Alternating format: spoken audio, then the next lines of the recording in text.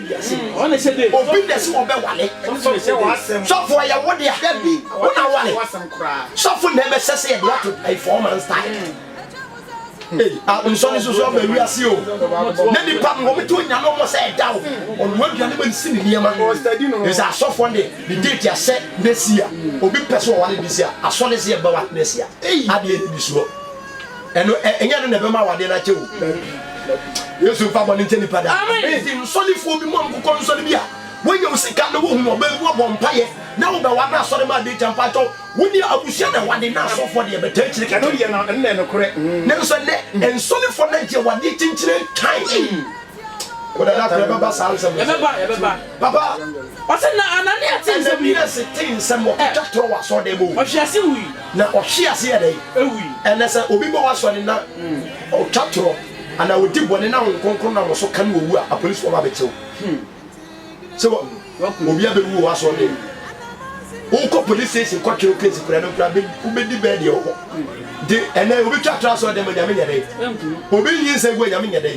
obi kopo so so kwa so de nyame onyade na odi ni nyina se de di etire atamu de be ye ho a obi bu ni pa nyina ate de se udi bone so de mu a mo wia obi kaya so ni sika to collect wia no da post office odwa no nsa bo 50 sino da se butu sister nyame ba o anopa ikristo mfa bone nche amen tamu be no nipa bewu obewu anopa awia anajo the soup anajo konkon original awia kete osenka for 912 nanso onipa ni bre nanso onipa bi ayere onipa ni bre timi pato woni mo bre ntisiesie ho meni aba woni mo bre o ukoda onplechi okoda na ade eche no wuwa papa dinsan wonumi obi yi huti na chi from no bo na twema yi abrante ayi awayi ti so wu pa ya sa na goka yesu mfa bone nche wiase da osenka fosi ni pa bi anye dai ni pa pie ni bre o ti sa apota yi wona sa boni wese boni ene no ma yi won fidie ti sa no ma ye so fidie yi wo mo sa na de sana obey onipa ma ebreboni betu nipa mpofiri mu Job 27:19 waso obi okoda no ye defo o sika papa nenso obeda asore na wonye odifo bi obi mfo be say death is not the greatest disaster in life. The biggest disaster in life is when our fear of God dies, when we are still alive. Wasi wo wo nya tore enchem kase etu nipa obi ni wo fo wo we de magu we de me wiase nyina magu when it has no at wo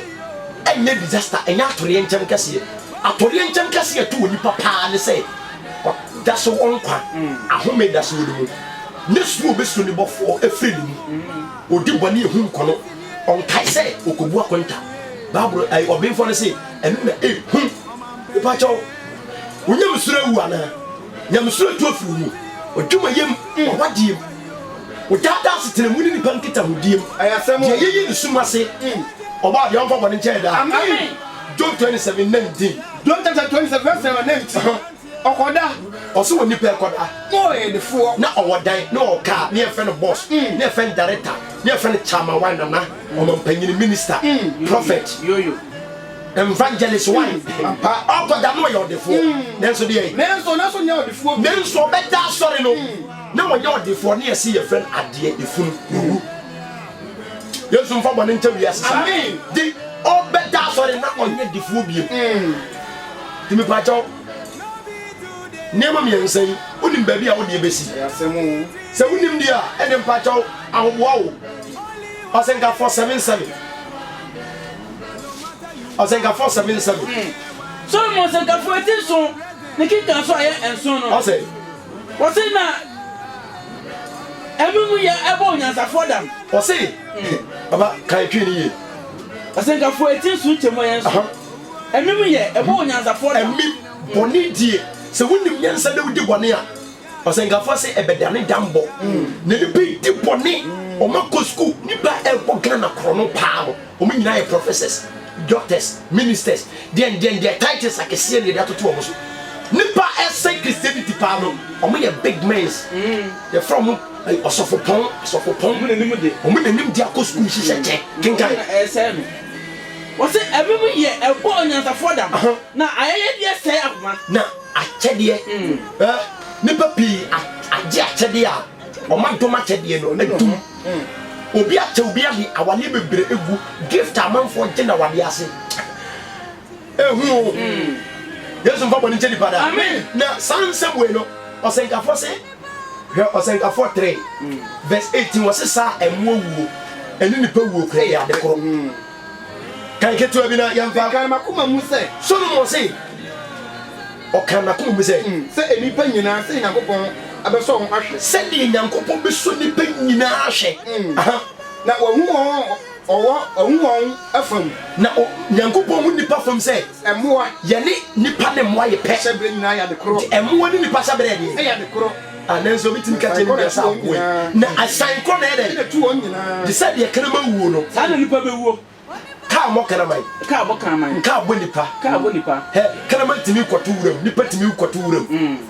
yɛtumi de se kan adeɛ bɔ kanaman na nna baako agu obi tu nipa tumi de adeɛ bɔ no na nna baako sisi hɔ de Bible se sɛdeɛ nipa wuo no saa na kanama wuo na hyɛbrɛ kɔ ɛna da hɔ na da hɔ ma nipa ne aboa pabere ne nketewa ɔsɛ kyɛn aboa kyɛn bibi ɔsɛ kyɛn a aboa de ɛkyɛn ne ɛni hɔ wɔsɛ kyɛn yɛ nipa de kyɛn aboa nyɛ dɛ ɛni hɔ na de nyinaa yɛ huhudiɛ na adeɛ nyinaa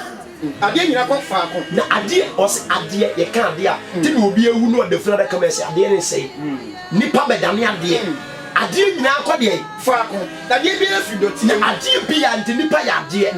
adeɛ nyinaa sa de nipa fi dɔte mu de ne se tu sa wɔsɛ nyame de fam dɔteɛ na nwin nipa wɔde nwin frafrani kremoni asantini frenchini americani indiani chinani nyame de fam dɔteɛ na nwin yɛ nyina ɛbɔ Job 26 anɔpɛ mi sɛ nneɛma mmiɛnsa ɛto obi a ɔte atakwa medan a ebu ogum ana ɛto obi a ɔte sprinters ɔte America New York City Atlanta Georgia America kuro bɛ ɔdi ɛfɛ sɛ Vienna ɔsɛ deɛ mi Virginia hallelujah amen ɛto nipa nyinaa pɛ ne mu ɛto sɛ woyɛ Kristo ni nɔkure na wopɛ heaven akɔ a ɛto wa wɔwie yɛ papa na wɔn adi da so wɔwuo na deɛ onim Kristo deɛ owu a asam ado nsɛm Yesu mfa bɔne nkyɛ adasa aba Job 26 Job 20 verse number 6 sɛ ne kɛseɛ koran kɔpem wɔ so wɔse ɛnsɛm a meka yi sɛ wo kɛseɛ ɛkoran ɛkɔpem soro na ne tiri kɔka ɛmuru na wo tiri kɔpɛ wodeɛ wɔwɔ akyɛ wɔ bia wɔ wiase ɔbɛyera koraa sɛ ne ɔse asɛm a meka yi ɛbɛto saa nsɛm yɛnsɛ ɛbɛto na wobɛyera koraa sɛ sɛdeɛ wɔn a wɔhunu no na nipa ehu no bɛka sɛ ɔbɛka sɛ wɔwɔ hen anɔpɛ yi onyame ba o onyama yi owu ababa wa obewu brante obewu whisky ni bebrebe yi nika wo dia so pen wo bewu o ofiri beba wo esu na ko wo esu ko here Yesu asem national service only Jesus Christ can set you free Quran chapter 5 verse 110 nkramofo a mutie men be chiache mu nyira we nya ntokwa Quran o ti asem bi o kan ye e chia ko be fe ne fabros wɔyɛ kremoni wotie paa na menhyira wo de fabros minim de wo di wurafi woyɛ kremoni papa Quran chapter 5 verse 10 Jesus Christ man kwa de ya me pa chɔw sɛ obi timi nyane ewufo de a ei sɛ ni pam ne twa se di n'akyi Quran 510 Quran 5 verses number 110 ɔsɛ kai abra Onyankopɔn bɛka no atamu da sɛ judgment day kremofo gye atemu di ɔmo gye wo sɔre di ɔmo gye China heaven ni wo Germany hunu kuro di Maria ba Yesu omo di papa yodi omo di adoye giving di o say atemu dem kai say Onyankopon be kasa de Maria ba Yesu Mary ba Yesu kai madma ewo so yen kai adom bi wo Jesus Christ eno maame so ene Yesu maame Mary fi no ye virgin ebra me de hon konkron ahye wo de ebra Onyankopon de hon konkron say Yesu de no de say Mary de ama wo kasa wo tana ne ebra Yesu eya abofra da tenamu oda be biscuit mu no ena opanyi brebu no ede ni mpanyi brembra Yesu di mfie duasa no se ni nyam samase na wo ka ne papa tribu pakiri wiase na mekira wo enwoma na Onyankopon ma Jesus Christ ana na bi sa enwoma mu nyina nyansa ene nimdie ene Torah aye Hebrew ay Jewfo na ay Jewfo enwoma na ebra na odi na tie no ma na ebra na Jesus Christ swam Quran se na odi na tie de eya no ma se anoma so so ahumi no mu na afi oye odi Yesu so na odi anwana de ye bia broni ba ti yesu nkura bere ko de anwea eye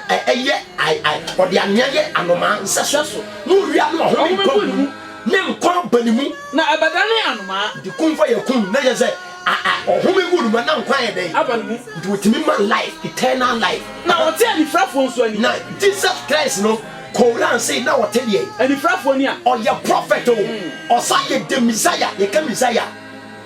the word Messiah na che obi otimi save o jinipa free amaniem na wo say akwatafo nso yare ye na Yesu Christ sa de ye akwatafo yare ye wa na Koran na ka papa o kire Koran ye pom dindi matudwa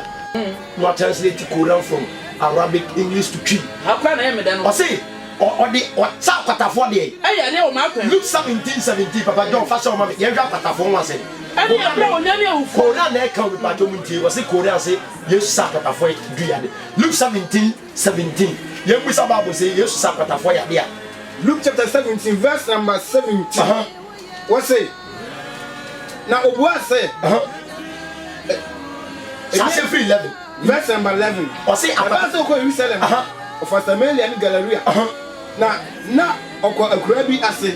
na manima bibi wo ho o ye akwata o so mo ye dey o me akwatafo verse number 17 ti akwatafo du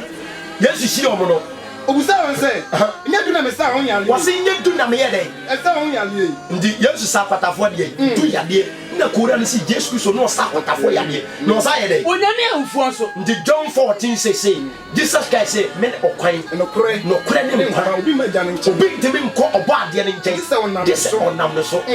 ndi Jesus Christ no Koran say na oma onyane de awufo onyane awufo e wo na akwem ndi mi pato say obi Jesus Christ ye kase Yesu Christ obe ma wo nkwa de edi ekira ade na ye ekiye papa ne Kristo ni woni wo nyina wate so mfa nya adwuma isa so na wotim no de kwa ne to dom ne abodolo mi flag that so ni ya nkoro na kwa be fie no asa beto abra ba enya ne so kai sa nyima me nsa bi da ho atwen wo die bekun baby abewu ada mra obewu ebira obewu se wonim dia ene ne dey me kanfo owura Yesu Kristo ama jenidi na nimu ne nkwawo ba yemfa we ntwato John 14:5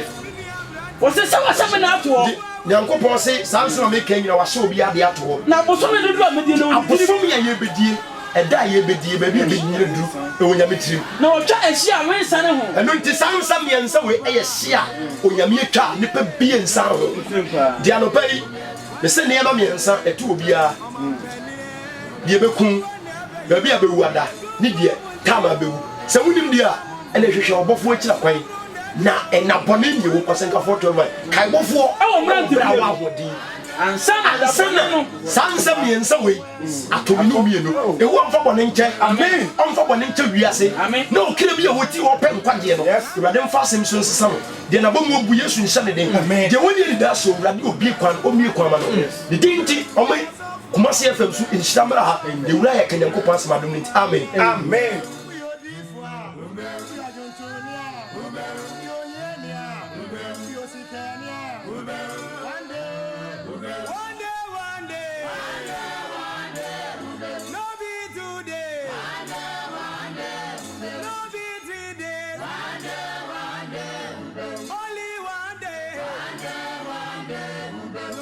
You are one day,